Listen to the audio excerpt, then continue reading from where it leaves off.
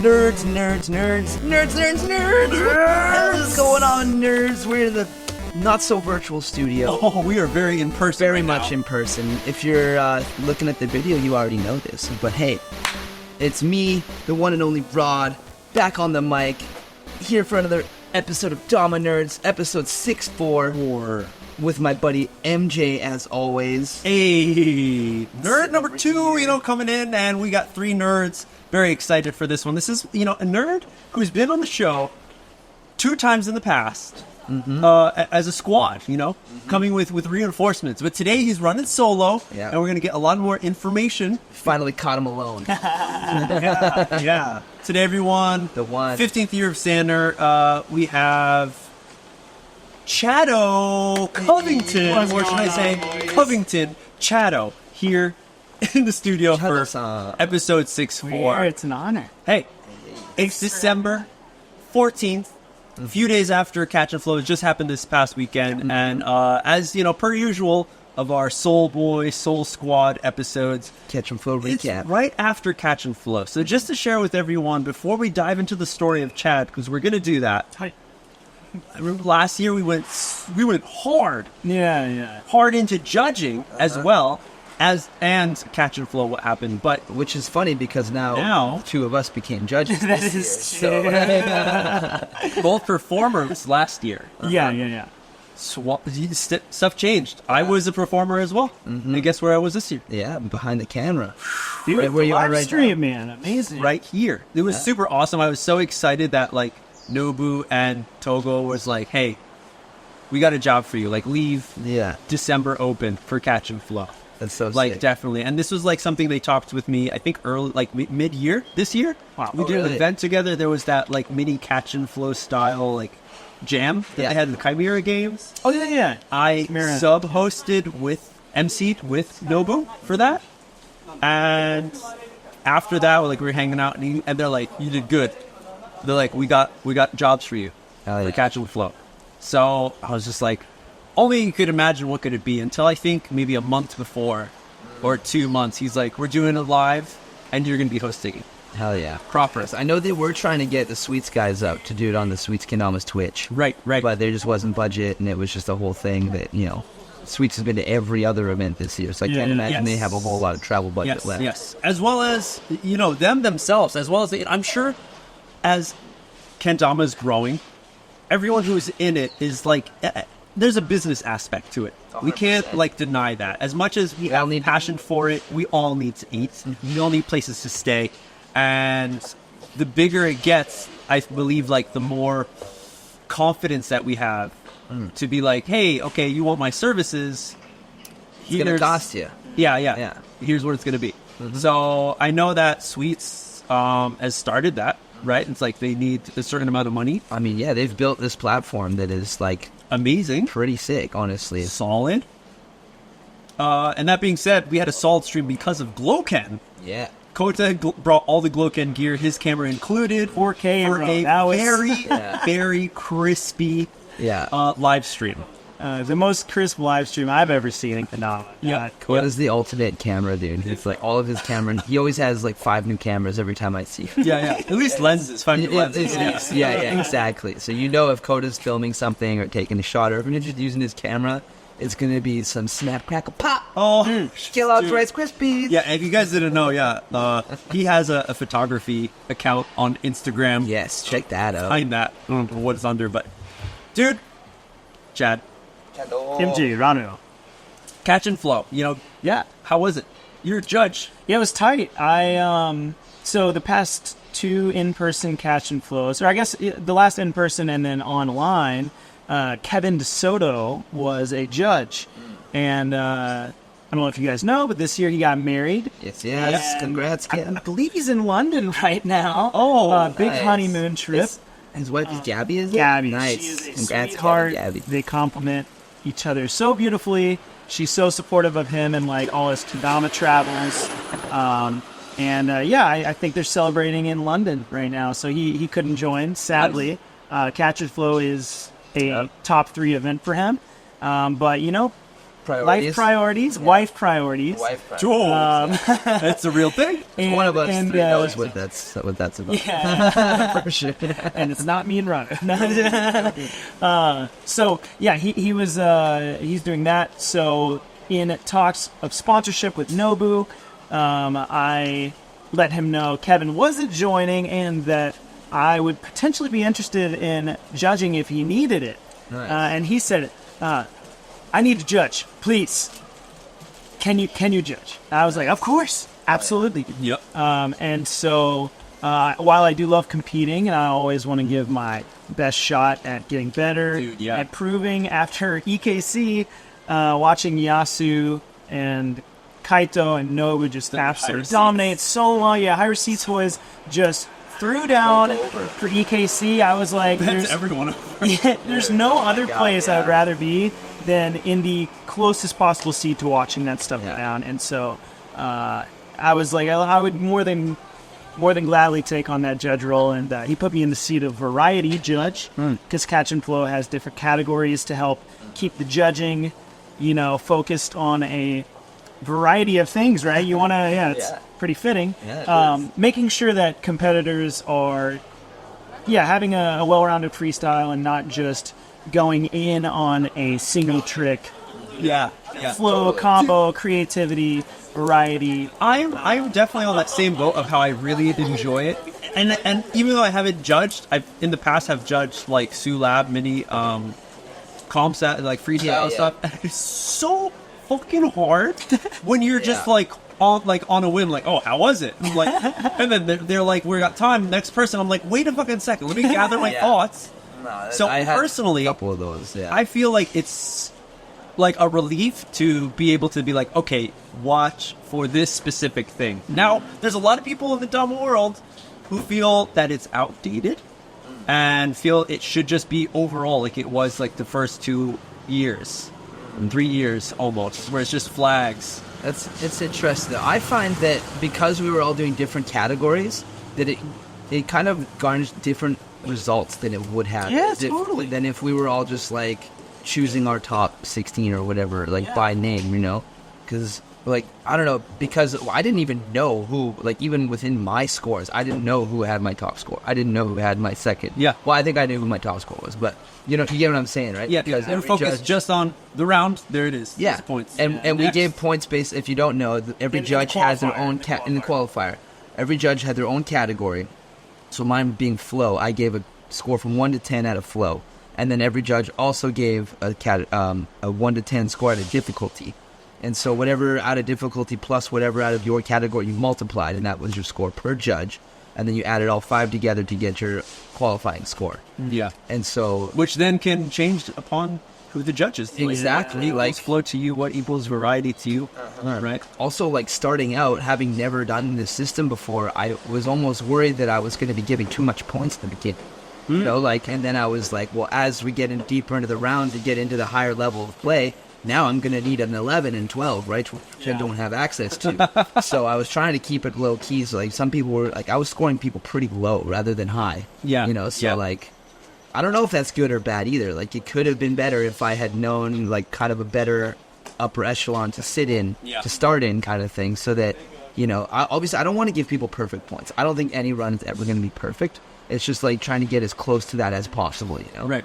Like, which, I mean, it proved itself to work out when we had a rank C player get into the finals. Exactly. Yeah.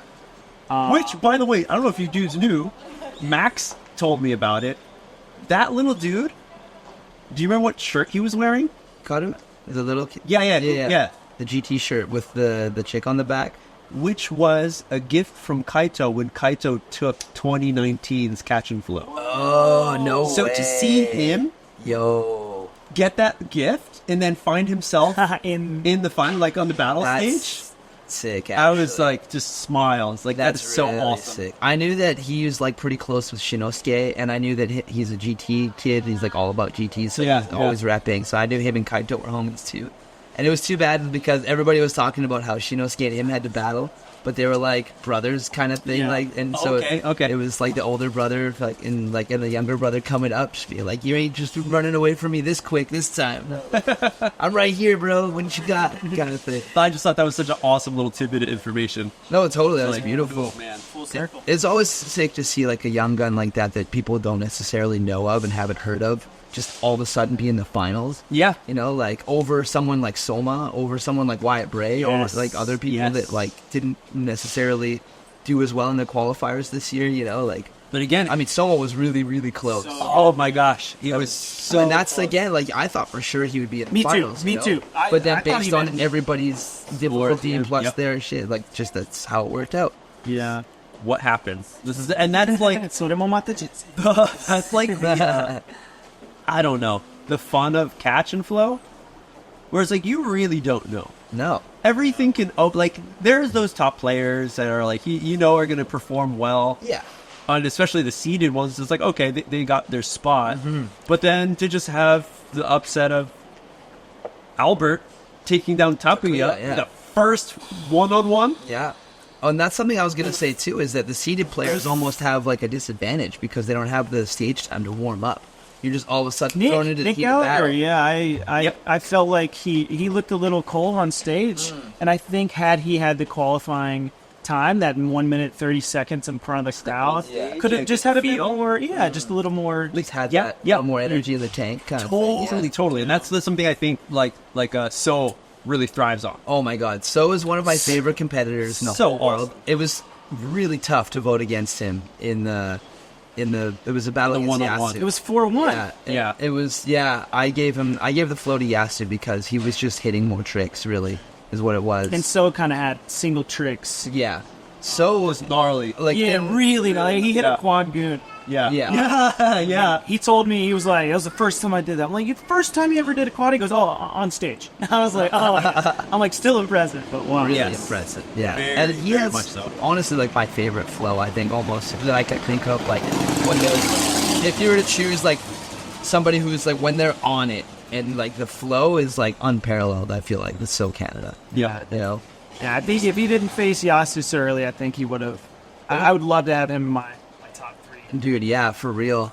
He really definitely is capable of it. Yep. And that's like what makes this tournament bracket style very interesting. It's not only based on score. You have to also outdo your opponent in that moment. Yes. You know? Which Yes. makes it very different. Different than KWC kind of style. And yeah, and again, that's why it's like so fun. Never knowing what's going to happen. It's a Christmas present every year. Yeah. And I said it already, but it's like somehow it outdone itself again. Yeah, I agree. Maybe it was the smoke machine. I don't know. Dude, that The was... lasers. I don't think they had lasers last year. That opening was the best. Dude, that was... With that like 3D video that Ibu made. Yes. Oh, yes. Nova's son. Oh my god, dude. That like intro was just... I have goosebumps right now just thinking Thinking of like how epic, like how it really like set the atmosphere. Oh my god, dude. For it it. just turned everybody on. It was just like... And I think that's what goes to like, what's the word I'm looking for? The producement? What? Production value? Thank you. Gotcha. Production The production value. value of it was just so good that it really like raised the bar. Like even though like in Europe it popped off for like Yeah. the KC, it was amazing. But at the same They time, didn't have no smoke machines and lasers. No lasers. that's what really like creates that environment, Yeah. you know. Like that's why I just Wow. give like The super different smoke machines. They're all just the dudes out back. You know, there was maybe just as much, if not more, smoke going around EKC. Actually, Some purple smoke machines. yeah, it smelled better at EKC. I'll tell you that for free. Oh shit! And I just think it's so awesome that like Nobu has brought it to this level. Yeah. You know, and, Dude, and yeah. that's what makes it like continue to be like freestyle in Kendama. This is the number one place. In a Yeah. club, dude. 10 years of building upon that stage that we had in the side stairway of a mall. Yeah, Shinjuku, outside. like yeah, Yeah. And now it's. I mean, we had there was the dope Red Bull Hummer Yeah, That was parked right there. That got a lot of eyes, you know. Yeah, it did. But Add that along with like the Red Bull girls walking around handing out Red Bull. yes, It was pretty. There was a low key Red Bull sponsorship, but Red Bull was definitely present. Yep. It was very apparent. But there we go. 10th year. Yeah, quick shout out to Rod for being at every catch and flow. Yeah, it's true. That's amazing. And there was Everyone. Oh, only 3 people in the venue, right? It was me and Jella were the only people who had competed in every single one until this year, which I didn't compete. So he's the only fucking one who got 10 in a row. That Yes. slide piece of shit, motherfucker. Yeah, Just but he kidding. I love hasn't you, Jella. competed 9 times and judged once. So Yeah. But I was so close with KWC too because I missed the one year in 2022. Yeah, because I was in Europe and I honestly, just because of COVID shit, was not convinced that it was going to happen.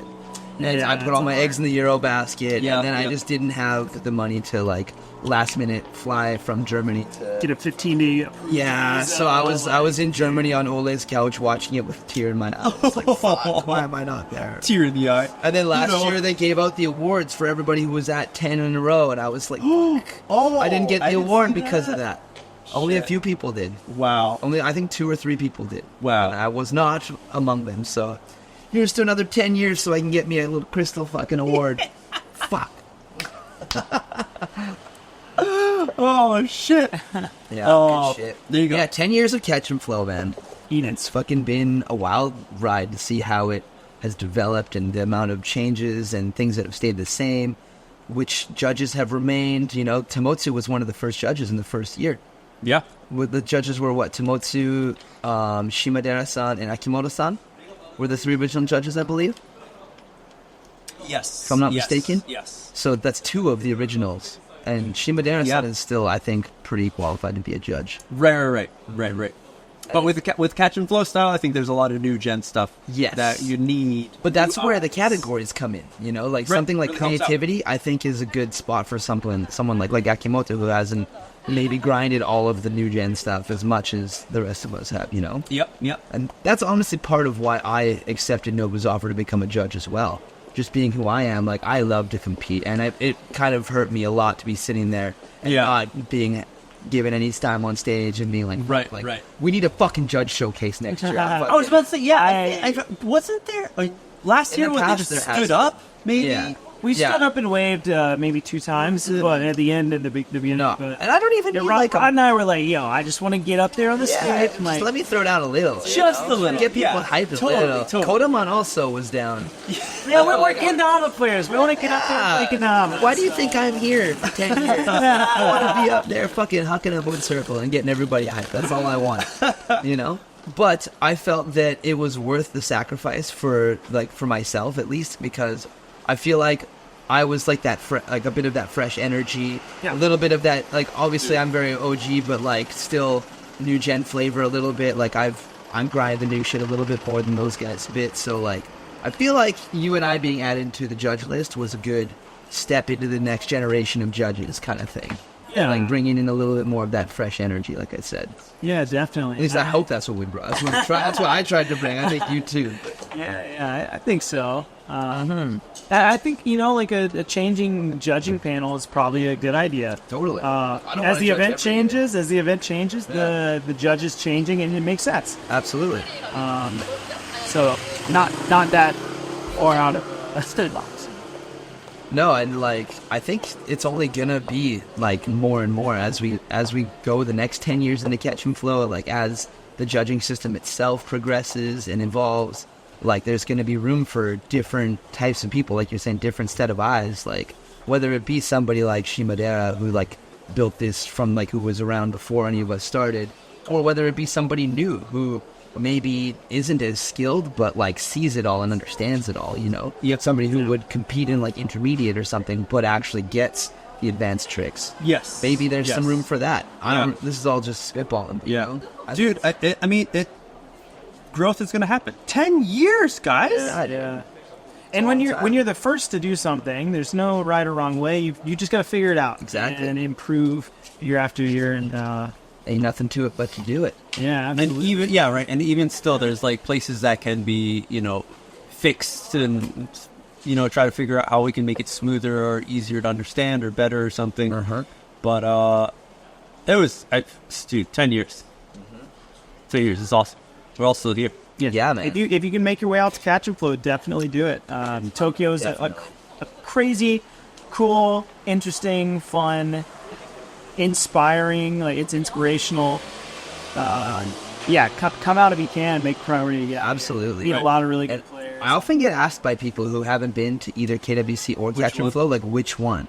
You know, and I always kind of respond with, well, like, they're different, you know? Like, You gotta get get both. different Well, things. first of all, both. 100%. Yes. Right? Ideally, that's what you want. Yeah, for sure. Yeah.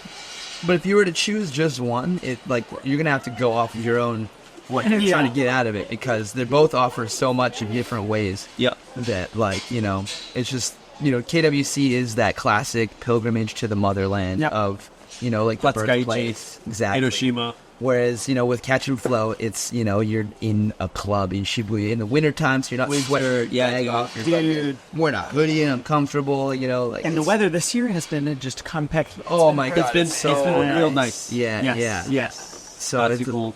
you gotta choose your battles like anything, you know. So maybe you do one year, the next one the next year. Maybe just send it on both of them, and I'll see you there. A little bit of variety, a little bit of combo. Yeah, there we go. Yeah.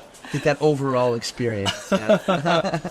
Well, that's what we're going to try to do here on Damanerds episode 64. Hey, Overall, you know, let's go back to the all of Chad Covington hey. when we were Before the Short last 10 years hair. of catching. before there was Catch and before Flow. there was Catch and Flow. Before there was a Soul Kendama, Yeah, there was there was just you, Young Shadow. young you know, Yeah. and young Shelton, Shelton. Older brother.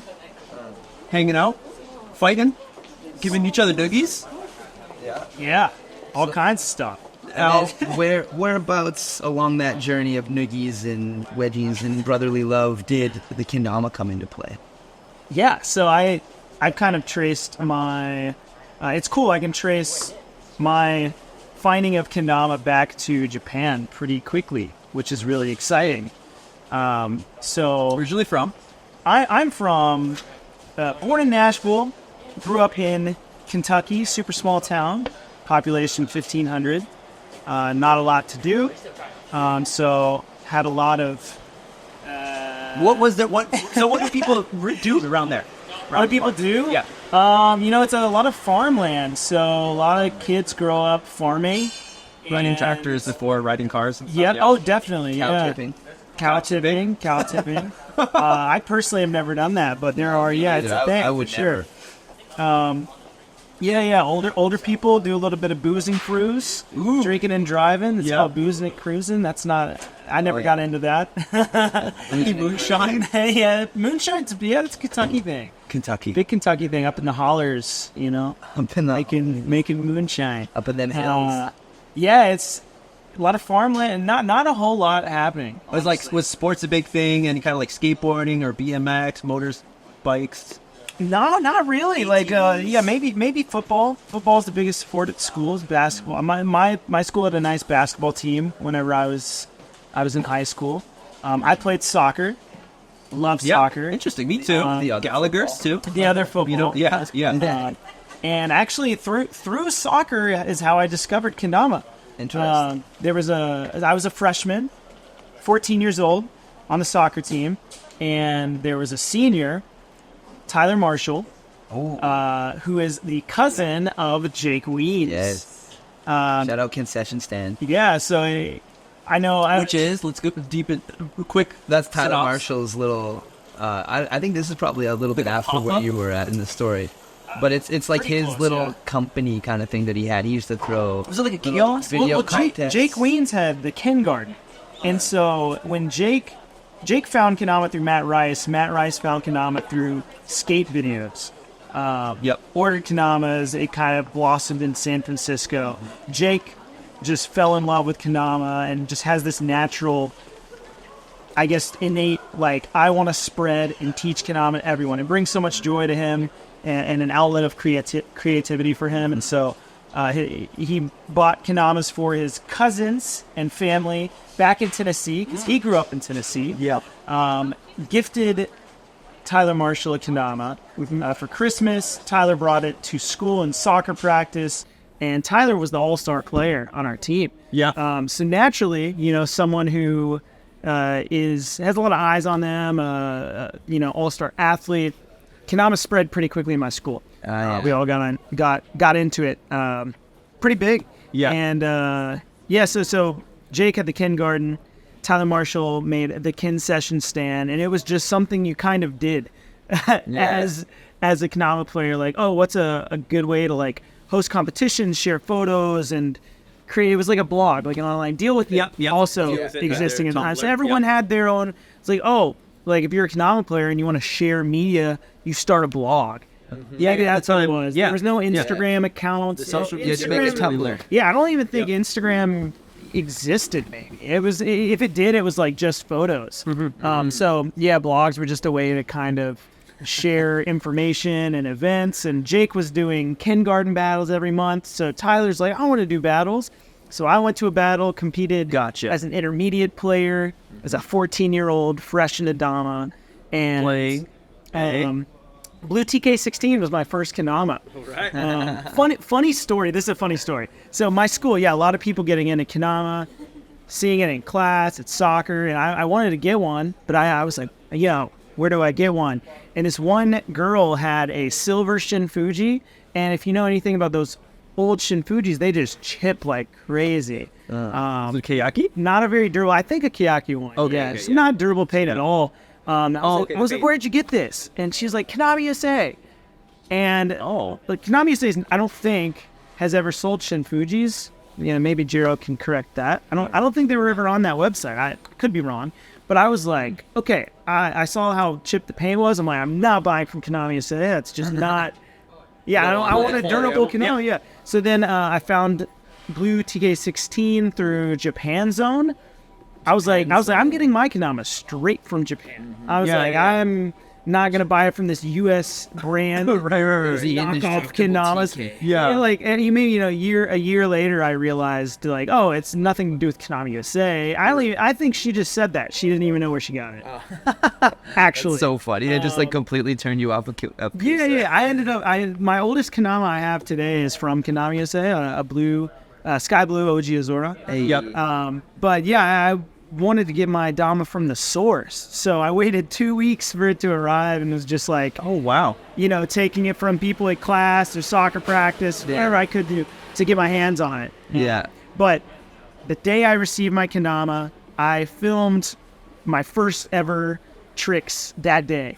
I have day one Dama clips. Whoa, that's crazy. I received it May the 4th, 2010. And at that time, you played a little bit Kendama before that though. Yeah, it was like taking it from people at school and like, they're like, oh, you can, like flip it, go around it and catch it back on the cup. Okay, you knew what was doable from the kids around you at the time. It's not like complete discovery of this new. You didn't just like stumble into the Kendama cave. You have to find your way. Okay. Yeah, the kind of things I was seeing online. So it was like Kendama exposure in person. Very simple cups, spike, not even a lighthouse. I don't even think I saw at the time. Damn. Yeah. But there was this edit where Tyler went to San Francisco to hang out with Jake, go to a Ken Garden battle, and they filmed this edit on the beach, and I think it's only on Vimeo, maybe? It's not on YouTube. Yeah. Sandy's Stringless Balls is the name of the edit. It was the first edit I ever watched. Damn. And it's just Jake and Tyler filming on the beach, I guess, in front of the Gold Gate Bridge. Okay. Damn, I'm gonna have to check that one out. Vimeo. Okay, that's probably it's in there. Vimeo shit. That was the first edit I watched, and then anything from Jake I was seeing early on, just because that was Jake, Tyler. That was my entry into back then. Who didn't follow the Ken Garden? I mean, yeah, it's true. And so my inspiration early in Dama or watching Jake was like, okay, if you're a Kendama player, what do? You host Kendama events, you film Kendama edits, and spread Kendama, and make blogs and host events online, everything. Like, so Jake was just the perfect person to have, doing that. Yeah, almost like a role model. Like, here's what to do. Here's the path. And I didn't know what I was just like, oh, this is what you do. I wasn't thinking about it. There was no grand scheme, no grand plan. It's just like, I loved Kendama, and But what gave you the motivation to step above just loving playing Kendama? it was definitely in-person events. Like going to that first event that Tyler through the concession stand hosted in Nashville. I met Frazier that weekend. I met Matt Dakota. Matt Sweets drove like 14 or 16 hours. I got a Natty Focus, the first ever Natty Focus from Sweets. Because I didn't want to pay for one of their $25 custom hand-painted Kendamas. I'm like, that's ridiculous price. So I paid $18 for a Natty Beach and then painted it myself at home. You also said, you didn't want one that the paint chipped off of. It was those very first. I didn't know that, though. I didn't know that. Yeah. You would have been so upset. You would have been. You would have paid with it for 5 minutes, and your toes would have been more painted than the fucking. But I got introduced to Sweets at that event as well. Saw what competitive Kendama was, and made a lot of friends from Georgia, and to this day, like Christian and I are really great friends. We met that weekend. And there's photos of me, I was like a 14-year-old at this event, and Matt Sweets is like showing Kendama. I was like, yo, check this out. Yeah. And I'm just soaking it all in, having a good time, and I was so nervous in the intermediate speed ladder, just like shaking and not landing my tricks. Yeah. And as everyone is, it happens. yeah. And so, from there, like, I think that next year I started hosting my own competitions, and just kept doing that every year in the summer and the winter. And were you part of like a group? yes, I was. Okay, so my group. It was just like Chad Covington event. Are you ready? So the first event I hosted alongside two of my best friends, Dama. Nonsense. Yeah. Farmland string ball. Are you ready? No, it's Right. way more vanilla. The Kendama Squad. That was me and my two boys. The original Kendama squad. The original Kendama Squad. Damn. So it was Nicholas Bellamy, Jean Ross Rudolph, and myself. And we just kind of all loved Kendama and wanted to host events, make videos and edits, and we did that together after school, hanging out, and we hosted our first competition at a Zaxby's parking lot, a fried chicken spot in Clarksville, Tennessee. That was in 2011. A lot of events have an issue of where food is. So let's bring it to the food. Yeah, it's very. I think we had around like 12 to 15 people show up. This was a good Damn. time. Yeah. That's sick. Then all And the then- bystanders of just going to get shit food were like, "What's that?" Yeah. I think we even got some people into Kendama that day. Hell yeah. But Kendama USA was a sponsor, supported the event, and has always supported so strongly every time I've asked, from that first event every year since. Yeah. Anytime I've needed anything, Jero has always been quick to help Yeah. and support, which is great too. Like, now I receive emails, for people asking for support, and I'm like, Yep. I gotta do what was done for me. So Hell it's yeah. cool that I'm on the other side of that now. But yeah, I think that following January, 2012, Tyler and the Kendama Squad boys were like, let's do an event together, like pull our strengths Yep. together and do an event. And that was the first Battle at the Border. Didn't have a name at the time. It was like just Tennessee Kendama Battle. Yeah. But we hosted annually every year, same event, made it a little better each year. And here in a month and a half, getting ready for the 13th Battle of the Border, 13th? which is crazy. So I think it's the longest running, right? Outside of Japan, yeah. Longest running Yeah. annual competition. Hell yeah. And did you went through COVID? Yeah, Right? so we You guys still did? So we had because it's in January. Then in 2020 there was COVID was kind of like this thing happening in China, but not affecting everyone else. Or so we thought. Yeah. We still had the competition in I think it was early January, like first weekend of January, and Coda was there. We had international Nice. players. Little did we know it'd be like the last big comp for the next like Couple 2 years, years. 2021, Sweets started really dialing their online streaming. So we partnered with them and hosted one of the most viewed online Kendama tournaments to date We had 1,024 live concurrent viewers in the finals. Oh, wow. And over like I think 20 or 30,000 viewers across the weekend. That's crazy. Like unique viewers. Yeah. Not views, but just, incredible. And I think it was two brands equally promoting something. And pushing it. That's super sick. And so I think, big things like working together with other people is it's huge. But yeah, and then we returned in 2022, January. Still a little early for some people, but for everyone else was like so ready. That was my first battle at the border. Rod came his first battle at the border. Oh, wow. I came up from Mexico. Yeah. I was in Mexico. And Yeah, it was cool. That was really good. Trick of the year. Was that Trick of the Year cash? That was when I got the Trick of the Year cash. Yeah. It was dope. Nice. Yeah, it was nice. I needed it. Bigger than I needed it. It was bigger than the first place cash prize for Battle at the Border. So you won more money than the winner that week. My favorite part of that was the Crom demo, was they came up there and they were like, yeah, this is this so-and-so, so-and-so. And we're going to call Rod on the stage. Here's your big check. All right, we're Crom. Peace out. It was like, so punctual. It was amazing. yeah, it was hilarious. I'm just like, yeah, give me that check. Let's fucking go. Dude, so you did that. Been organizing for 14, 15 years? This is the 13th year. Okay, 13th year. January, yeah. 15th year of Sander. But when did you start Soul? So you started... That's right. This event happened before your company. Yeah. So What made you be like, clearly screw Jake, everyone else, Jake I'm going to get Wiens- my own shit going. Jake Wiens hadn't started a brand yet, so I couldn't do that, right? I had no one to look up to. Okay. No. So, yeah, let's wind it back. BATB is older than Soul because, when I started, I was following Jake. I was like, okay, what do you do with Kendama? It wasn't thoughtful. I was just doing it, right?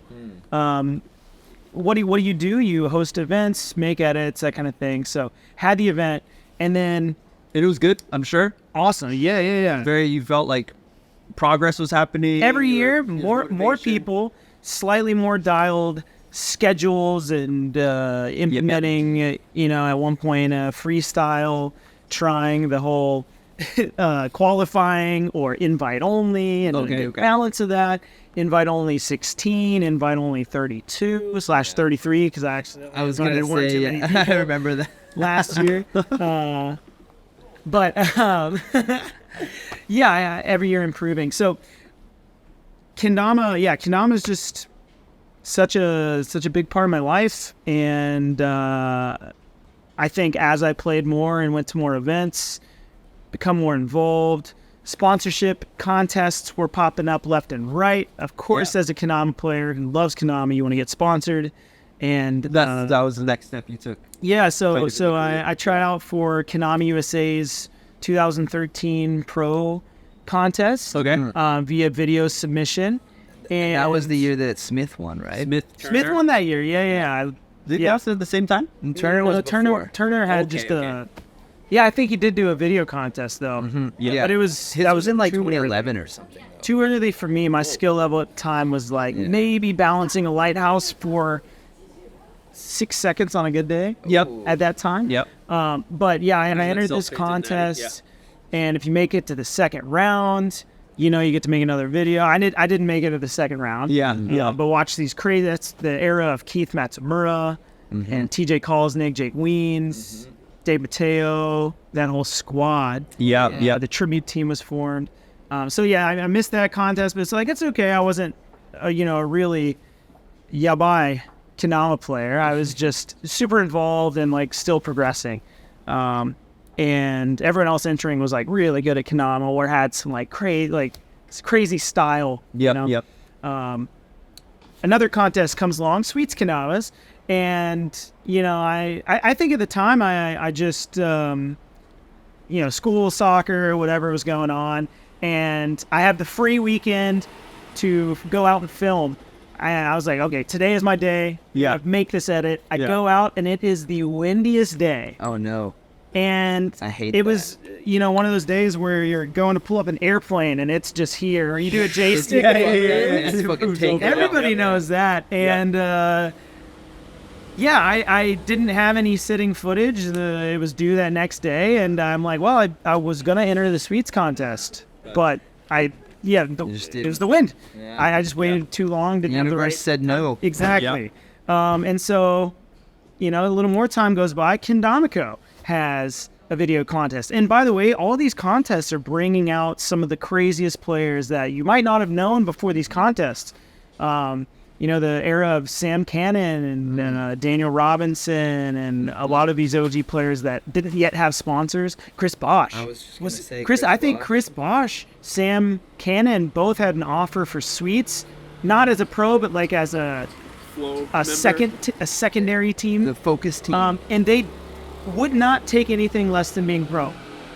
Nor should they have. Yeah, and I think they didn't want to, I guess, pursue a secondary team, and so they went for the Kendama one when it happened, and I also went for the Kendama one, but I filmed maybe like 4 new tricks that were a bit more difficult, but I had a lot of footage that I had just kind of stacked over the years. Again, Instagram video wasn't a thing, so like you made YouTube edits. That was your way of sharing tricks. Yeah. And people made edits and then had single tricks, and if you posted a single trick, it was crazy. Yeah, it was weird. So basically, you only made edits Yeah, unless yeah. you were. Well, because had a really if you crazy saw a trick. single trick, it had to be something special, right? Right, Like, right, it was yeah. something that was standalone, like it was capable of being there by itself, kind of thing. It didn't need the support of 5 other tricks and B-roll and whatever. Yeah. Right? That's really crazy to think back on, because now it's just completely gone the opposite way. Totally. Whereas, It's like, single everyone's tricks just only. doing Single tricks only. Yeah, nobody's throwing edits together. Yeah. Right. Unless it's the new year. How easy it is. New year, new edit. Yeah. It makes sense with how easy it is to just prop your phone camera up Yeah. and record single and then put it up. It's the convenience of kendama sharing. That's true. And just the dopamine effect of like, I want to get it up now. Yeah. You get 1,000 Get likes to your likes. phone, and you're like, oh, sick. Nice. Everyone loves me. Let's go. I'm going to film another one. So yeah, I think I'd stacked a bunch of footage, and the Kendama announcement, Kendama video contests, like team sponsorship announcement comes out.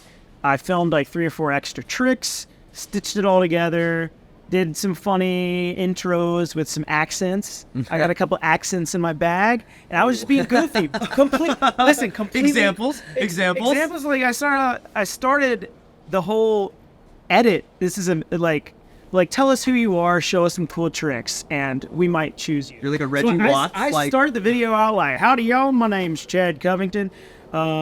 Sticking to the I've been roots. playing Kendama for, I at the time was, 3 years. I was like 3 years. 17 years old. But fake country accent.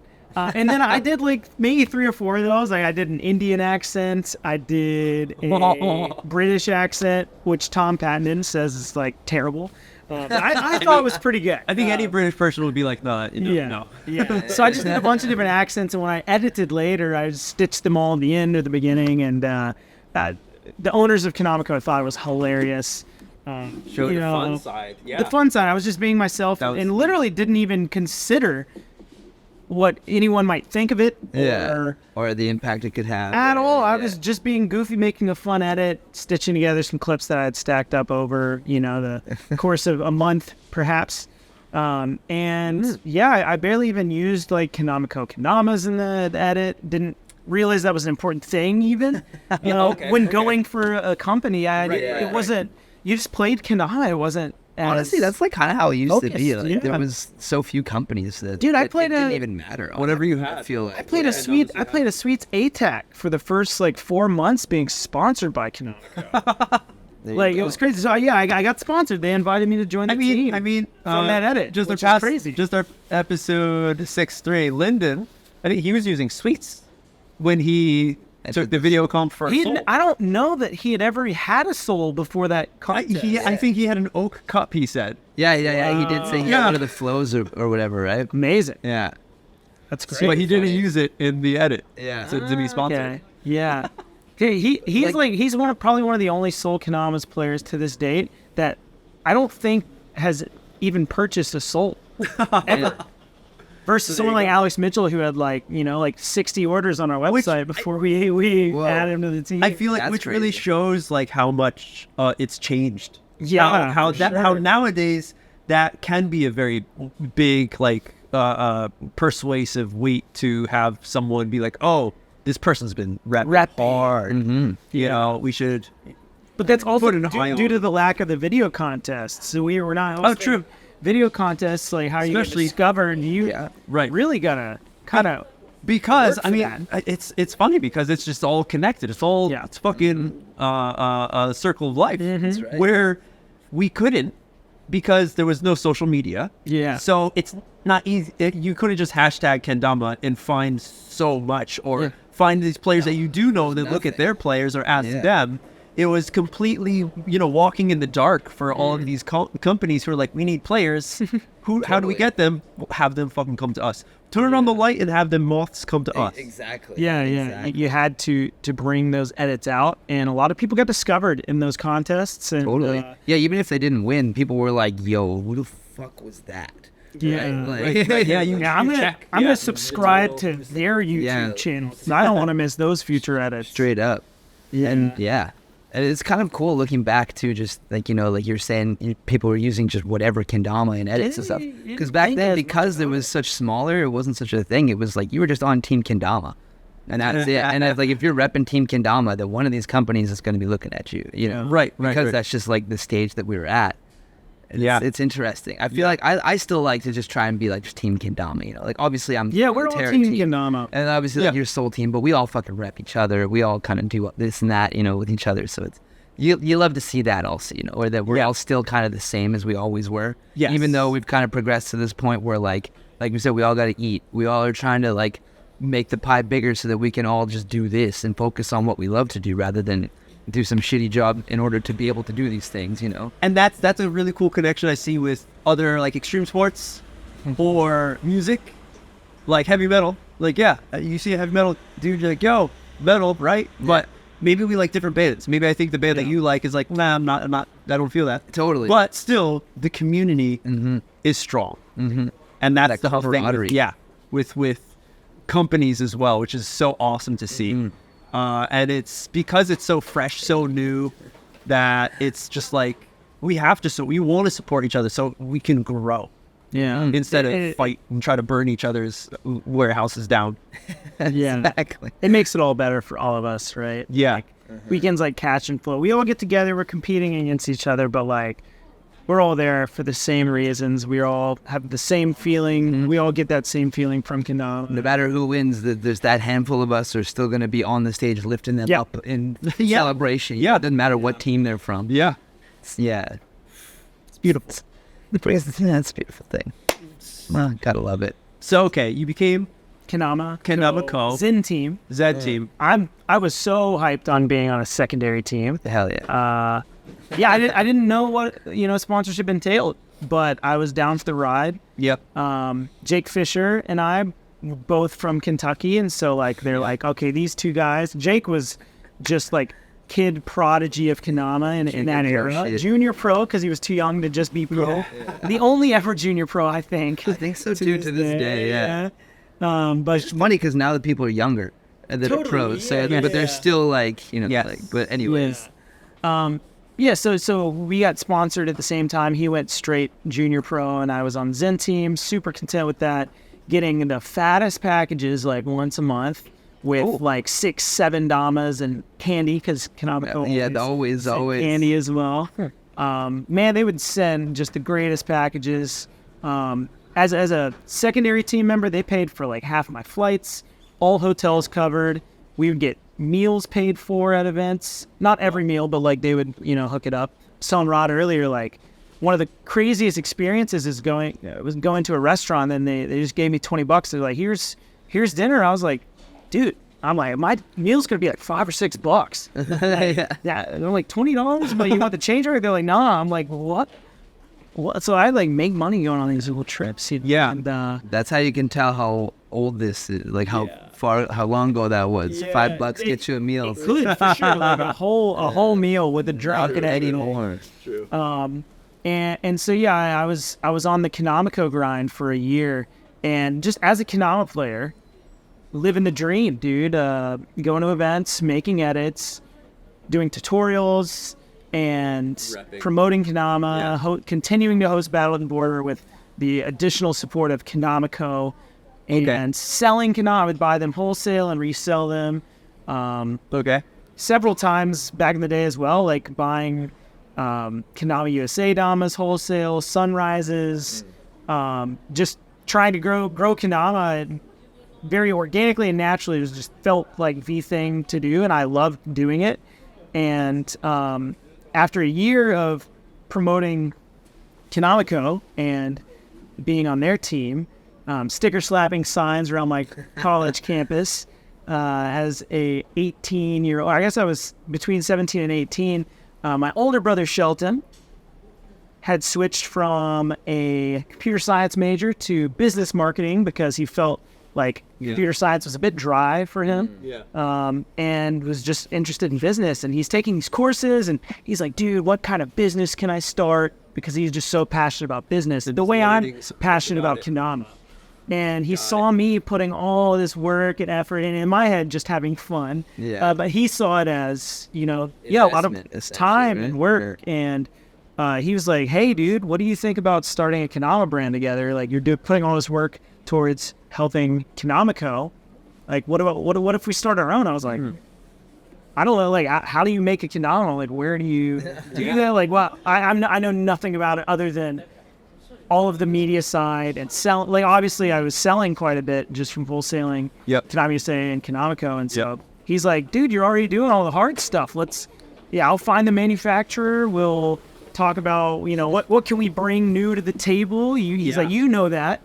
He's like, I don't know much about Kendama other than what he had seen, me doing. As well as like you're a face in kendama. People know you already. An up and coming kid in the scene, sponsored player. And so that has a heavy, again, a big weight to then turn around and be like, hey, I got a brand, check it out. I think like that is one piece of the puzzle for brands that are starting out. That is a hard thing to get over when you're someone totally fresh, nobody knows you. You're like, here's this awesome Dama. I spent years in practicing different molds and stuff, and this is the best one. But like, does it succeed or not? We're not so sure. But if you have a presence, that will automatically give you like a tremendous amount of credit in the scene. Like, perfect example, 365. Oh yeah. Right away, there's like, granted, their first drop was a collab with Sulab, but I'm like, true too. You guys, you set the bar really high for yourselves. They came in with a reputation. Everyone knew who they were. And came in also with a shape that a lot of time and effort and skill went into making. 100%. Yeah. The two owners had designed their own shape previously. Multiple times, exactly, too. With other companies and had been in the industry already. So it just made sense for that little evolution. I guess the same thing with you leaving Kendama and starting Soul.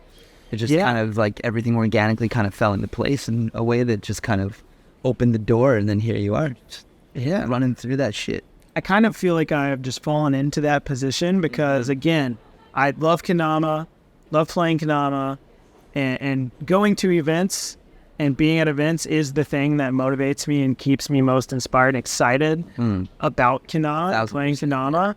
And so everything else that's kind of happened has just been a result of me wanting to do more of that. And my brother Shelton pushed me to start Soul, and we're still 50-50 partners in that. But if he didn't push me to do that, I would have, after Kendama kind of faded away, I probably would have found myself in some other brand or something, but everything's kind of played out the way that it has now. But I owe a lot to my brother for even pushing me to do that, because I that wasn't something that I personally desired or sought after. It was something that was brought up to me, and I'm like, I'm down, let's try it. And the same way that every year Battle of the Border, we've kind of tried to improve things and listen to, what do people want.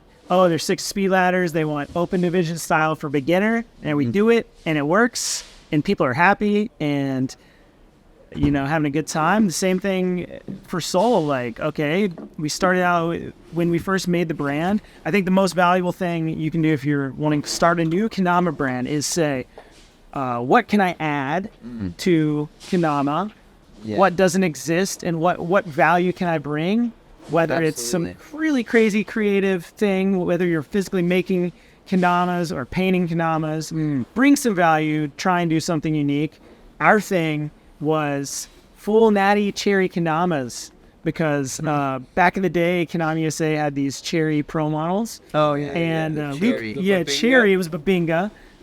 We just thought cherry, Right, because I was like, some communication errors, perhaps. And in Japan, having actual cherry kendamas, So I was light. like, I don't know.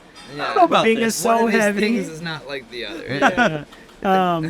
So Alex Smith and Luke Evans, the owner of Grip Kendama, both very skilled men on the lathes, and they shaved the paint off of these cherry, the Babinga Pro models, and just to get these beautiful natty tamas that have this crazy grain. Yep. And I remember Luke Evans, master photographer, took this beautiful photo of a shaved tama, and everyone was like, I want that kendama. That's a sick kendama. But you couldn't get it. No. Like, it just... Right. Nobody made a full cherry or hardwood kendama. People wanted like tack. that. Well, and like, little did we know that none of us even fucking wanted that because they're just so slick. It's fucking, it looked sick, but then you start playing, you're like, oh, actually, give me that blue TK. A little more grip. Yeah, exactly. So we wanted to come into kendama with full natty cherry, beech, maple, and then those really heavy compressed bamboo damas. Just Those were sick. because the factory was like, hey, we're doing this new thing. So we were actually the first ones to make it. Yeah. Just because the timeline was perfect. They said, hey, we can do this thing. We're like, okay, let's try it. And I was like, Shelt, this is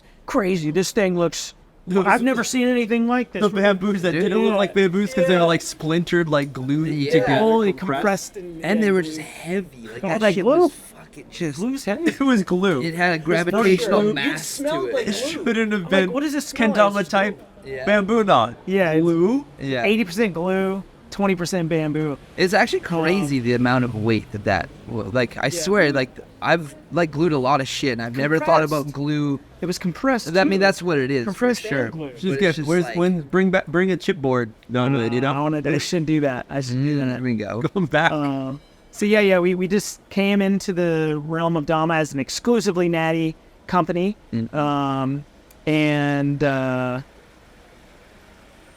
fun fact. I think the same time homegrown was happening. Premium kendamas made in the U.S.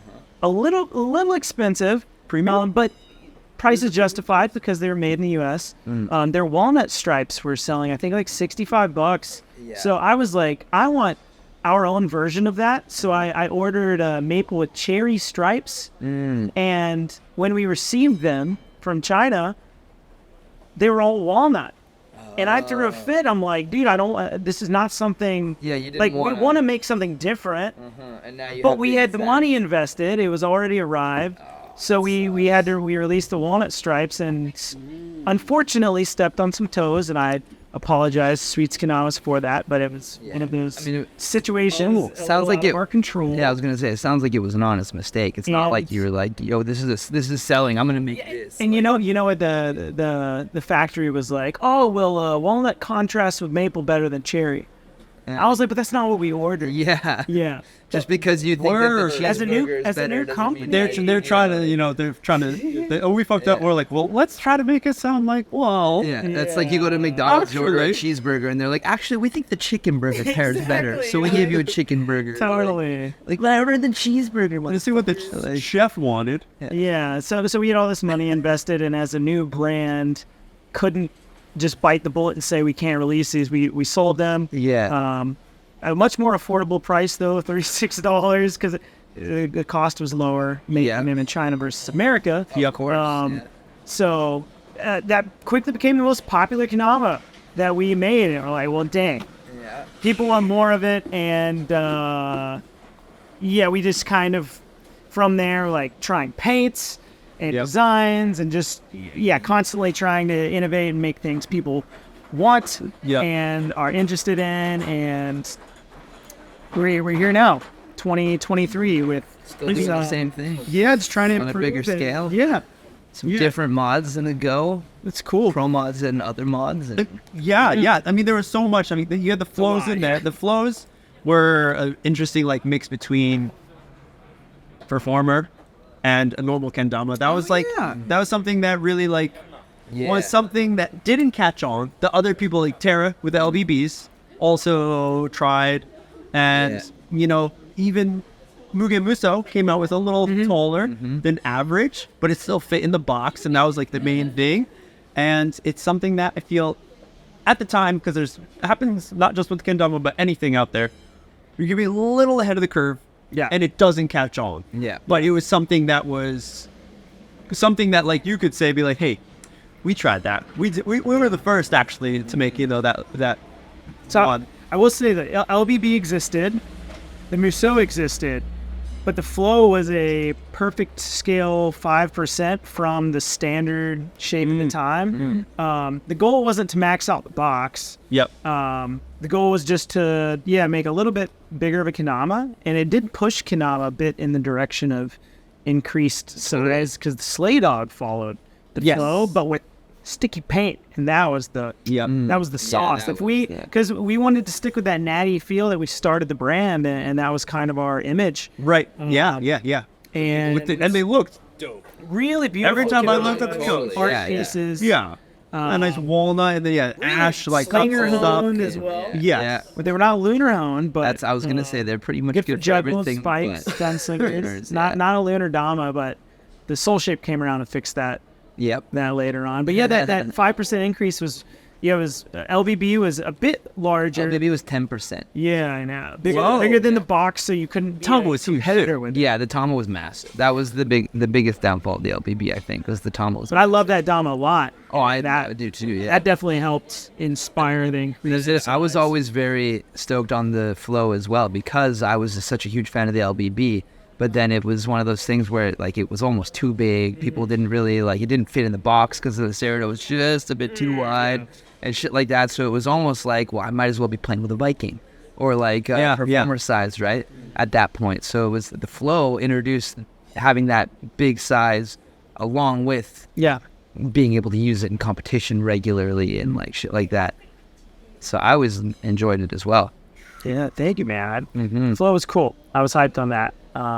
We made those in believe Taiwan, which is where the Chrome Deluxes were Vietnam, wasn't it? Vietnam, you're right. Okay.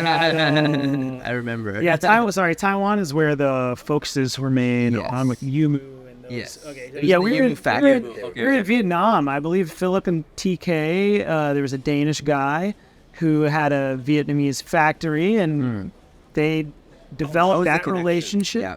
They developed that relationship. Yeah, they made all the Chrome Deluxe stuff as well. Yeah, and so I'm like, I've always kind of thought, it's good to have a variety, right? Of places to get your kendamas made. Right.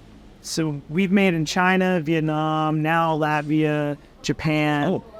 We've made U.S. Damas as well. It's good to just have a variety of places to get kendamas made, offer different paints, wood types. They all have their own pros and cons. And the Vietnam one just made beautiful, laminated, finished kendamas. And sadly, paint wasn't a strong suit of theirs, and so we wouldn't seek that, but we can get that in China, really. These Chrome Deluxe Tamas were the same as the first Sweets ones. Right, yeah, they chip like crazy. Snowing, they look so nice. More. It's that vertical grain versus that side grain. That side grain just goes. That was a learning curve for kendama as a whole. Yeah. And still to this day, some Damas come out with some side grain. They look so nice, though. That's the thing. I get it, man. You get it. You're like, oh, it's fucking beautiful. And then you play it for 10 minutes, and half the Tama's gone. Did I miss like a mouse chewing on this? Whose dog got a hold of mine? Didn't realize this Ken had teeth. But yeah, crazy stuff, man. You guys were making stuff in Vietnam, and then whenabouts did from the flow shape to the one-up shape? What's in between there? You said there was a soul shape? Yeah, so the soul shape was So the flow was a 5% increase from the standard shape at the time. So in 2011, 12, 13, Hanrui Kendama factory, the staple Chinese manufacturer for kendama. Yep. Crush it. They're awesome. Oh, yeah. 90 to 95% of your favorite brands all made at Hanrui. They're amazing at what they do, and they also invest a lot of money into kendama and the community. Right. And are actively involved in sponsoring events that we all love and enjoy a lot. Yeah, So, they don't just take the back seat and just creating. we love Hanrui, and they're equally as stoked on kendama as we are. And the owners of the factory play kendama. Yep. That's right. Which is cool. They offered like 3 factory shapes, and you just chose which shape you wanted. It was like basically a slim, a medium, and then like a more thick version.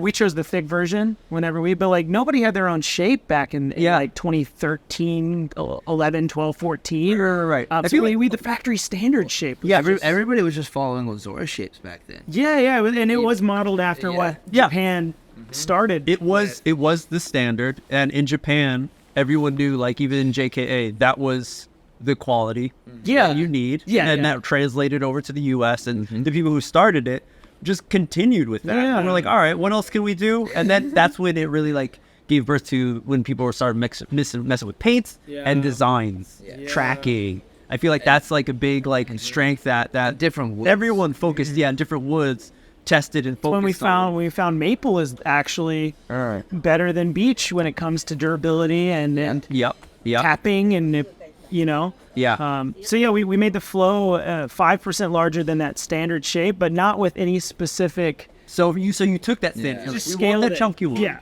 Scale it up. a little taller, a little bigger in every aspect. Okay. Tama included.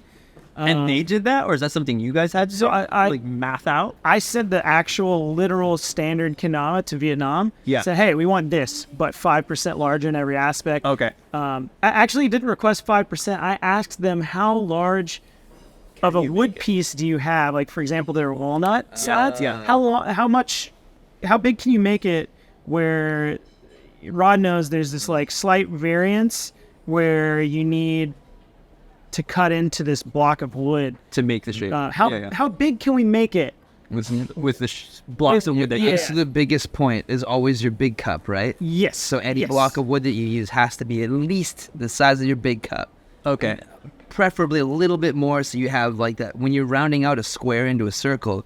If you're gonna do it like perfectly, like me doing it by hand, I can take my time and I can do that. But if you're trying to pump out thousands of them, they're just gonna be like just quickly fucking shot, right? So they need to have a little bit of a safe zone, because you can take a lot of wood off easy, but you can't put it back. Yeah. So based on their what wood that they had ordered and in stock or available, that determined the size. Wow. It just so happens that the standard for kendama is smaller than that.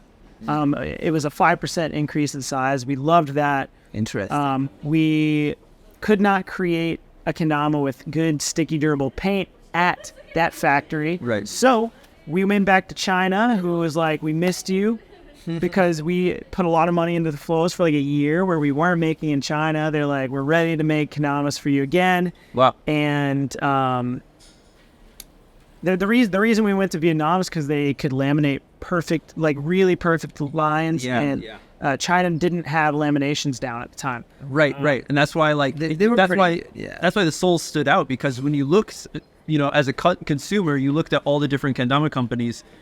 It's like, wow, look at these cool like pieces that you only thought Terra you could get at for like a really high price. That's what I was gonna say. They weren't quite perfect, but they were really close. A lot better than we could have got at China. Oh, at the dude, time. the old China stuff. I remember seeing Holes on prototypes the of side, shit, and yeah. you're like, ooh, yeah. It's like, I'm glad we only got one of those.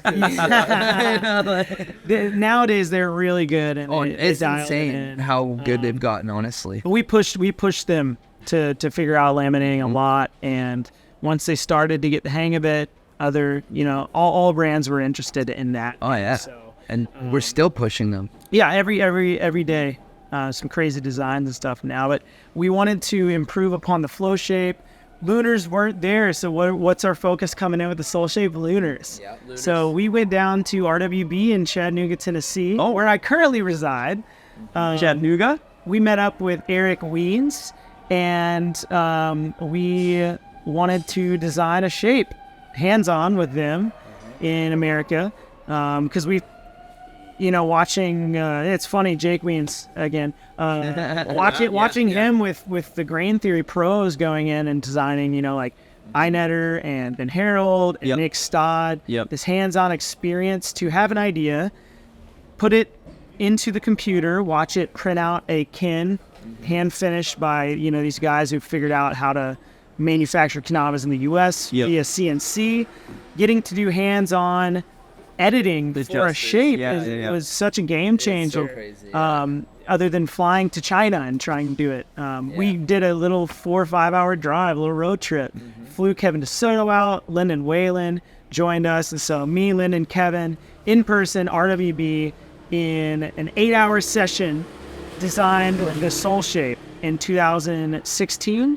And it was a hit, man. People loved it. We produced sticky paint in China with that shape.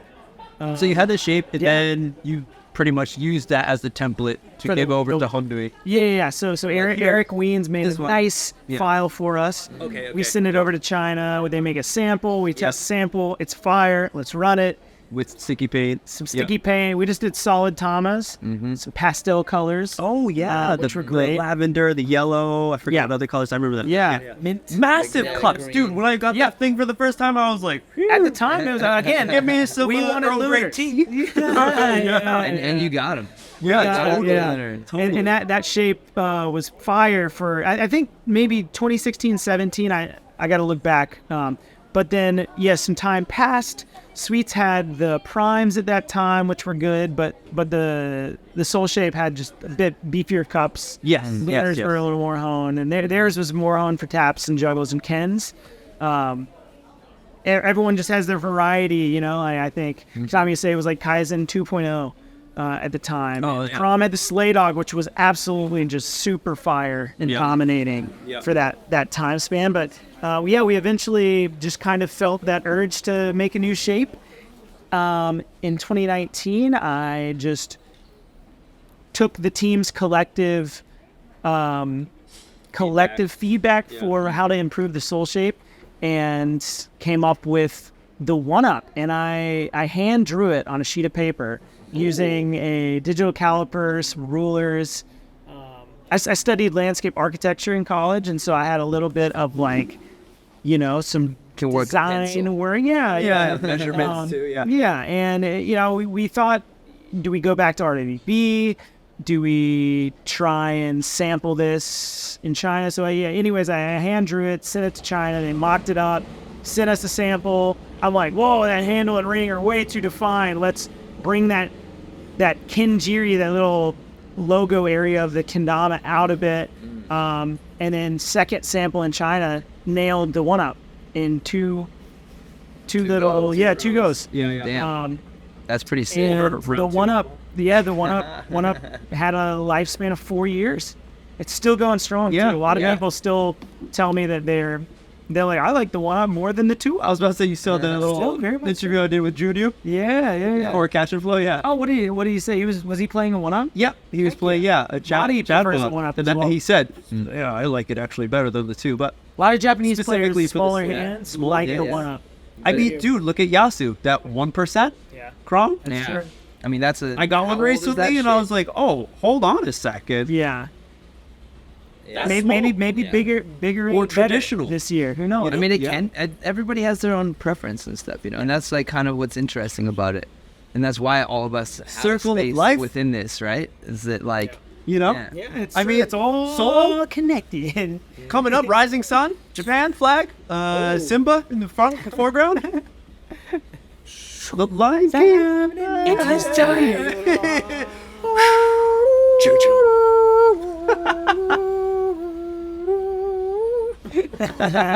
Well, everyone, if you didn't know, we are outside of the Decade Shop in Harajuku.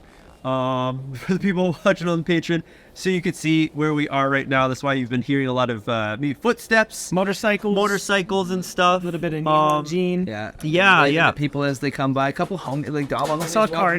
Yeah. A couple of the 430 homies. Thanks for the Mauna Loa Hawaiian caramel chocolates the other day. The best.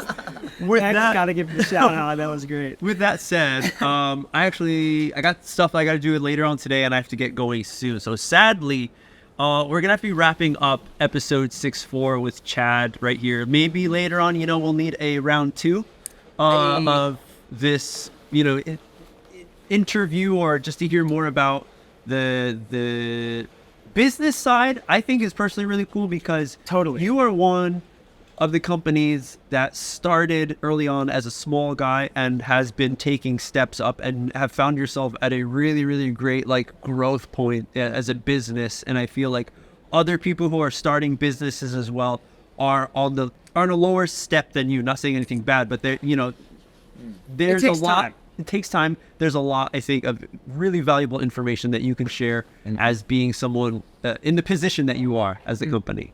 Totally. So, and I want to share too. I love talking about that stuff. Yeah, it's cool. Yeah, because I think there's so much. There's a lot of people who want to get into it, and even just a curious point of how do you go about it? I didn't know Hunter had we have these 3 shapes that you could take, and just run with, or and I'm sure they've been upping their game too of shapes as they learned on how to craft everyone else's shapes and where the meta is for a shape and whatnot. So it has really changed, and hopefully we can get more talks with Shadow. Definitely. Being on that topic, I have a quick question for you. Totally. Because you guys have the 1-up, now you have the 2-up. Yeah. I'm assuming that the 1-up is still going to be around. You'll still be making 1-up stuff. It's not being taken over completely by the 2-up, correct? Yeah, our Japan team loves the 1-up. Most of the American squad and European players are 2-up is, for me, giving me those extra little bits of level 100%. Madi, for example, Mr. Pan Stilled himself, can't Pan Stilled on a 2-up. It's one of those tricks, right? One of those tricks where everything has to be perfect. Yeah. Madi is getting a restock on his mod with the new sticky and matte paint, but he said, please, can we keep the 1-up? Per Mati's request, absolutely, we shall do it. So yes, we're gonna. Hell yeah! So my question that follows that is: do you see Soul in the near future making any other kinds of shapes, maybe branching out a little more? A lot of companies offer 3, 4, 5 different shapes geared towards different trick sets, whether it be slinging, lunars, yada yada. So do you have anything on the horizon? Maybe something you want to sneak peek a little, talk about anything that maybe 2 exciting things come to mind. One of them, we did the 1-up jumbo this year. So that was the first time we had offered a playable jumbo kendama with a very, very nice modern shape. Sold out so quickly. We're making more of those, which is exciting. Sold out.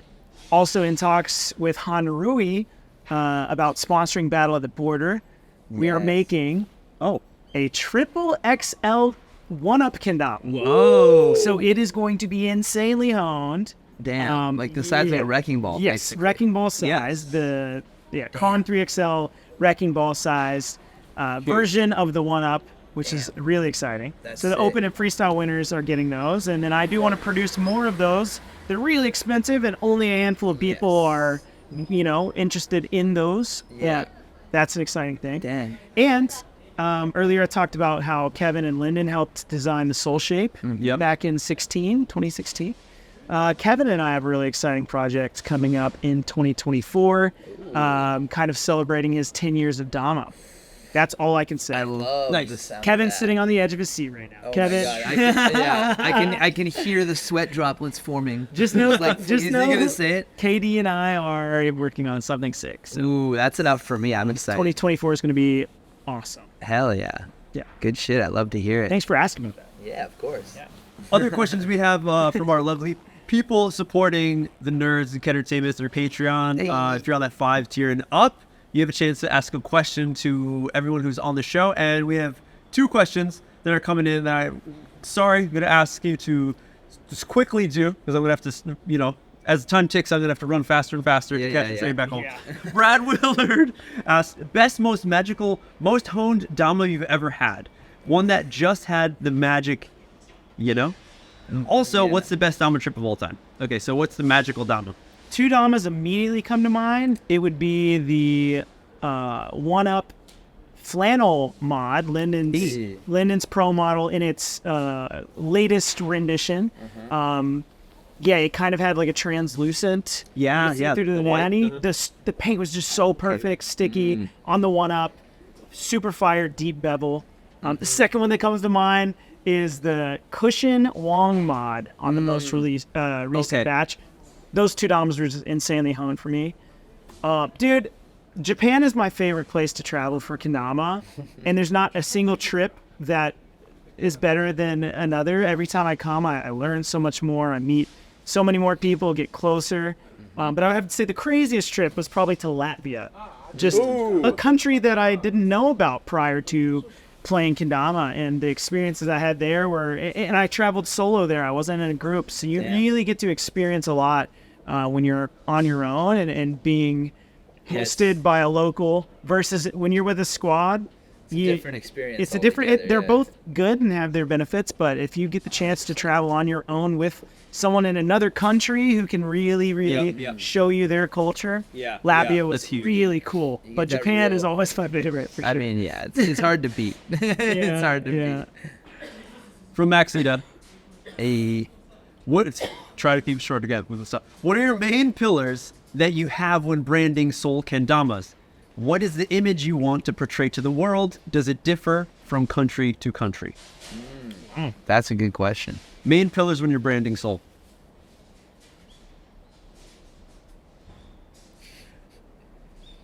Accents. I try to let things happen organically and naturally, and have the flows. Yeah, for me, I try and think about why I started playing Kendama, what keeps me playing Kendama, and I let that be a main driving force in the decisions we make. I started playing Kendama because it's fun. I continue playing Kendama because the friends I've made at events and the relationships I've built through Kendama. And the branding kind of follows that. Like you see our team, everyone is someone you want to be friends with, someone you want to spend time with. We don't have any very strong, overbearing personalities. Players we've added that might be more on the shy end are now a bit more out of their shell. I want Soul to be the team and the brand that is welcoming, warm, but also a team that, you shouldn't underestimate in competition. Man. Yeah. I feel like that's kind of where you guys are at, actually. That's kind of my feeling, but it does come from that pure place of, why did I start playing Kendama and why do I continue to play? And I think everyone on our team shares those feelings, that value, and I want to make sure everyone has a good time and hell yeah, finds their own passions in Kendama and help bring them to new places. And I want to support that in any way possible. So that's what it's all about. That's what it's all about, maybe. Chad Covington, episode 64, yes, Damanerds. Thank you so much for hanging out with us and giving your time to dive into a little bit of what it's like to be on the brightest star in our solar system. Hey, if you want to support the Nerds or Kendertainment, you can check out our Patreon. It's a place where you can give us monthly donations to support some interesting tiers on there, as well as, hey, hopefully more new things on the horizon, just Definitely. like Chad's got for 2024, if it's not the year already. The wheels are always turning, nerds. Don't you think we're out just yet? But thank you so much. Hey, we got merch too, so go check that out if you want to support that way. That's a very helpful thing. The good shit. Yep. Hell yeah. It's a pleasure as always. Shout out to all you nerds who made it this far through the episode, all you on the Patreon, all of you future Patreons, past Patreons, we love you all. And on that note, these nerds are out!